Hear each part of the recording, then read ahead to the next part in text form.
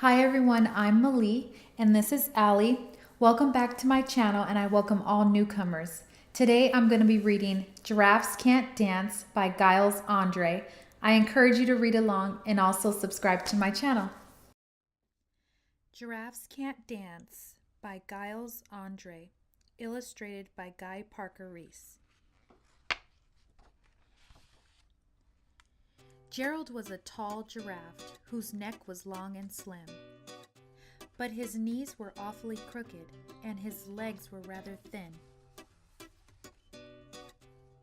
He was very good at standing still and munching shoots of trees. But when he tried to run around, he buckled at the knees. Now every year in Africa they hold the jungle dance, where every single animal turns up to skip and prance. And this year, when the day arrived, poor Gerald felt so sad, because when it came to dancing, he was really very bad. The warthogs started waltzing, and the rhinos rock and rolled. The lions danced a tango that was elegant and bold. The chimps all did a cha-cha with a very Latin feel.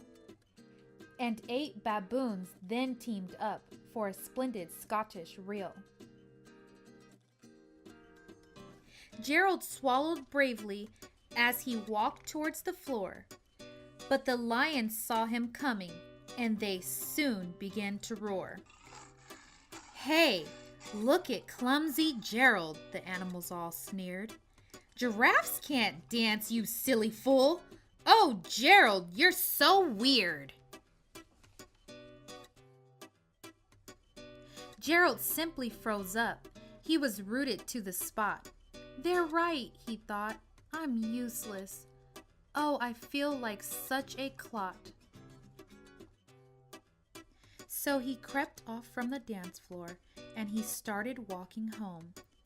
He'd never felt so sad before, so sad and so alone. Then he found a little clearing and he looked up at the sky. "The moon can be so beautiful," he whispered with a sigh. "Excuse me," coughed a cricket, who'd seen Gerald earlier on. "But sometimes when you're different, you just need a different song." Listen to the swaying grass and listen to the trees. To me, the sweetest music is those branches in the breeze. So imagine that the lovely moon is playing just for you. Everything makes music if you really want it to. With that, the cricket smiled and picked up his violin. Then Gerald felt his body do the most amazing thing. His hooves had started shuffling, making circles on the ground. His neck was gently swaying, and his tail was swishing around.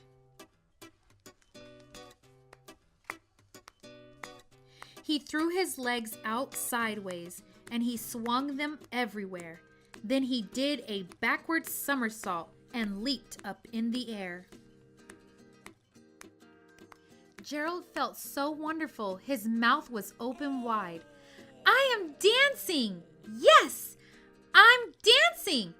I am dancing!" Gerald cried. Then, one by one, each animal who'd been there at the dance arrived while Gerald boogied on and watched him, quite entranced. They shouted, "It's a miracle! We must be in a dream! Gerald's the best dancer that we've ever seen!